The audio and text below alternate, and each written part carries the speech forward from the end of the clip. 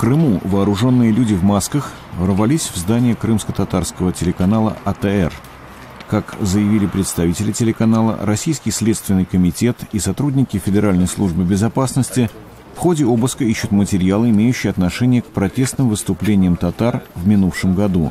Правозащитные организации утверждают, что некоторые крымские татары подвергаются дискриминации и преследованиям в связи с тем, что они выступают против незаконной аннексии Крыма России. В столице Армении, Ереване, сотни людей собрались возле здания правительства, чтобы выразить протест против нового спорного закона о налоге с оборота. Новые предписания фактически снижают налог с оборота для предприятий малого и среднего бизнеса. Однако демонстранты утверждают, что эти предписания чреваты бумажной волокитой. Правительство намеревалось ввести новый закон в действие в прошлом году, но перенесло дату на нынешний февраль из-за протестов. В столице Казахстана, Астане, бывший глава погранслужбы не признал свою вину в получении взятки и создании преступной группировки. Нурлан Джуламанов был арестован в октябре минувшего года. Перед тем, как его забрали из суда, он назвал обвинения, выдвинутые против него, политически мотивированными. Интересы нашего государства с ними не совпадают.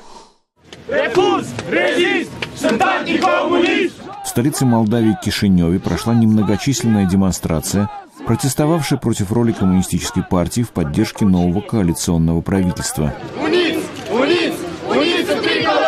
Демонстрация состоялась 25 января, за день до официального обнародования планов нового проевропейского правительства Молдавии.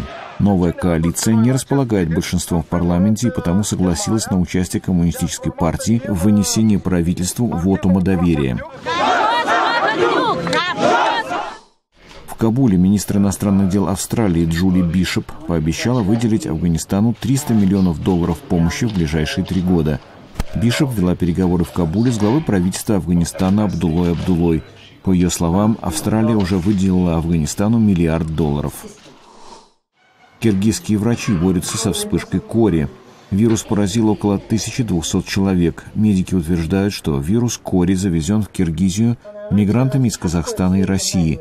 Всемирная организация здравоохранения предложила провести в Киргизии кампанию по всеобщей вакцинации против кори.